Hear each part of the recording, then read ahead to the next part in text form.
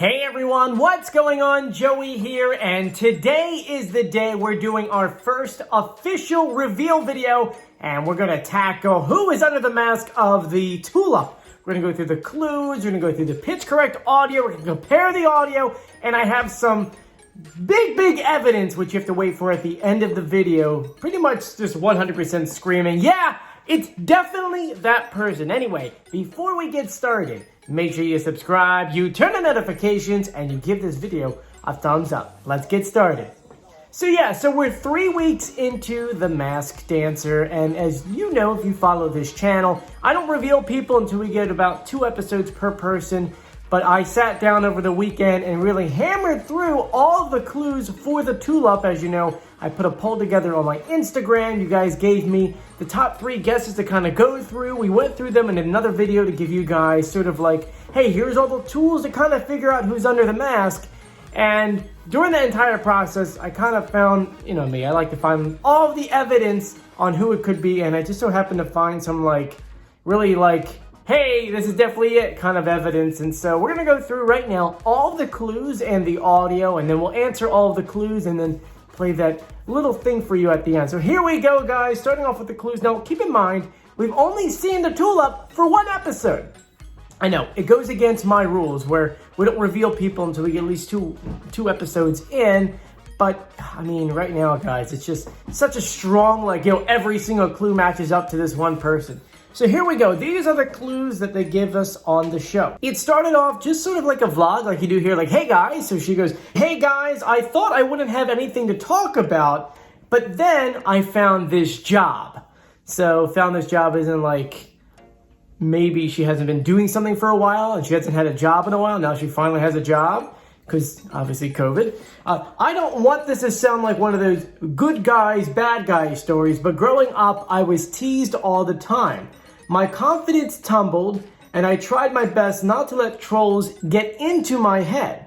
I packed up my things and found a new, sunnier place to call home, where people were chill with the stranger things about me. And then she clicked her heels together 3 times, like Dorothy from The Wizard of Oz. There's no place like home. Her eyes then turned into ocean waves. She says, for the first time, I felt like I could really breathe and be myself. Tonight, my dance is dedicated to anyone searching to find a place in the world. After all, we're all in this together. Now with that, there's a lot of visual clues. We saw an alarm clock with TikTok written on it. So someone who's obviously big on TikTok. We saw a cereal that says mini seeds and the number 11, which is circled. We saw a yearbook for Mount Laurel, which if you look at Mount Laurel, there's a Mount Laurel, New Jersey, and then there's a mountain Laurel. In the yearbook, you see a glee club and a dance club photo. We see a ticket with AL-DC written on it, which we found out was not the name of airport codes. And then we saw a bowl of macaroni and cheese.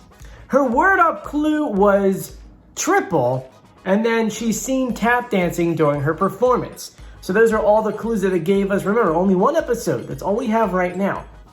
Now let's go ahead and play the pitch correct audio. Now, if you're new to this channel, let me explain how this works here.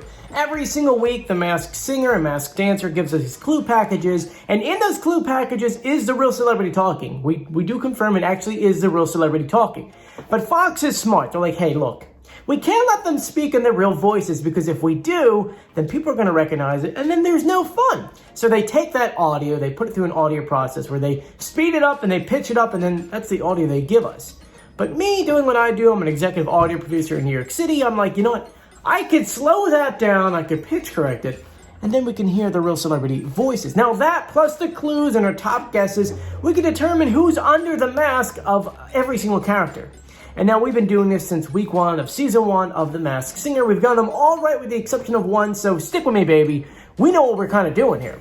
So now, here is the original audio that they gave us for the Tulip. It's just a little bit of it because, I mean, you already know what they say in it. Here you go. Hey guys, I thought I wouldn't have anything to talk about in this video, but then I found this gem. So now we take that audio, we slow it down, and we pitch correct it, and then this is what you have. Here's the full, I think it's like 30-something seconds of audio, just the regular pitch correct. Take a listen. Hey guys, I thought I wouldn't have anything to talk about in this video, but then I found this gem.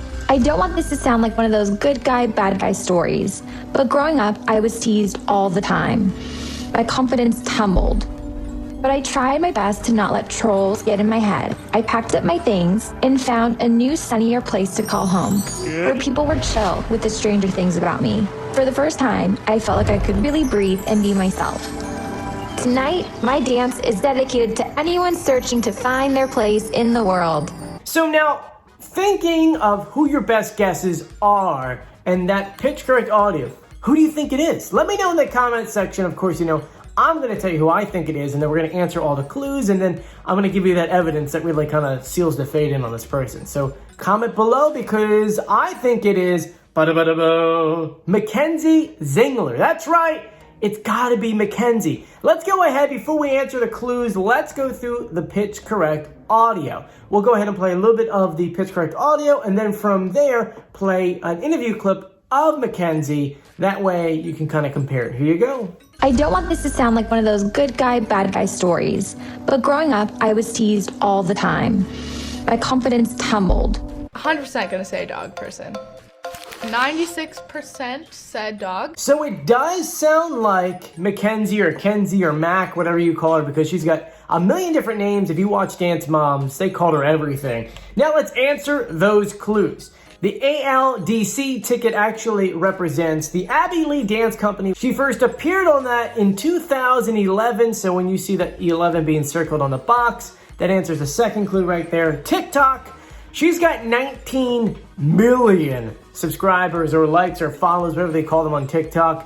I don't know how she does it. I have like 2,000. She's getting 19 million. So definitely a big TikTok star. So that also helps out when she's dancing like that on TikTok, because she does do some dances on TikTok. Macaroni and cheese, well, as I said before, everyone's nickname for her is Macaroni and cheese. And in an interview that we found back in 2013, she talked about how she loves macaroni and cheese, which I think every kid at that age likes mac and cheese, except for maybe me because I was allergic to it. But hey, mac and cheese. After that, she talked about being bullied. Well, we do know that not only was she bullied by her classmates, but she was also bullied by her dance teachers, which, I mean, if you watch Dance Moms, you kind of see that. And after a while, they actually took them out of regular school, and they actually homeschooled them because they were getting very popular on TV, and they were going to regular school, and people were making fun of them. So for a while, they were homeschooled. Next, we see the yearbook Mount Laurel. Mount Laurel, once again, is in New Jersey, but there is a Mountain Laurel in Pennsylvania, which is like 4 hours away from Pittsburgh, which is where they actually grew up from. So there could be a connection there. Maybe they went skiing there or something like that. After that, she talked about finding a new place to call home, a sunnier place.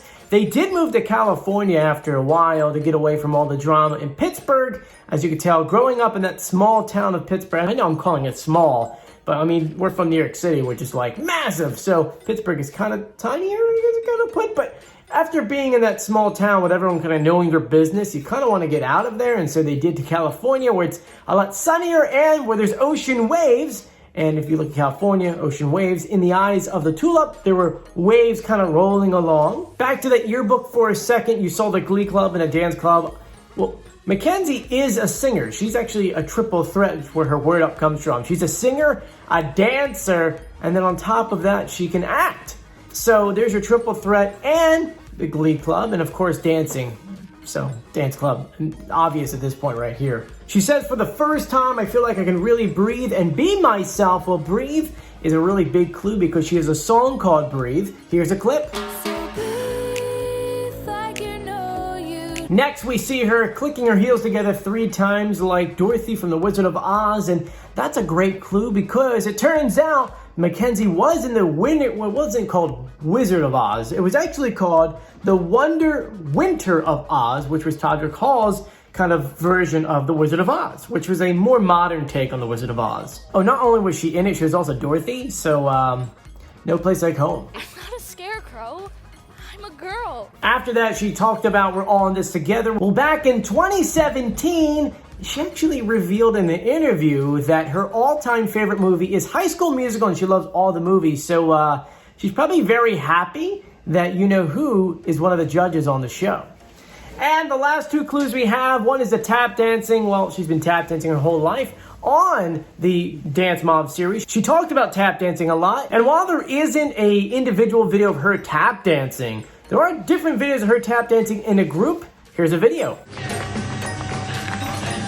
And now it's time for the dynamite clue, or not really a clue because it was kind of by mistake. This thing right here is one of those things that's like you kind of can't like say, Joey, you're wrong on this because you can't make this up. If you go on TikTok and find a gentleman named Johnny Orlando, which you may know him from a few different things, but he's really big on TikTok right now. He called Mackenzie one day, and it just so happens that she answered on FaceTime, and the camera was pointing at her mother, and it just so happens that her mother was wearing the Don't Talk to Me hoodie, the same one that, Mr. Sloth was wearing when we revealed him on, was it Friday or Thursday? Here's a clip.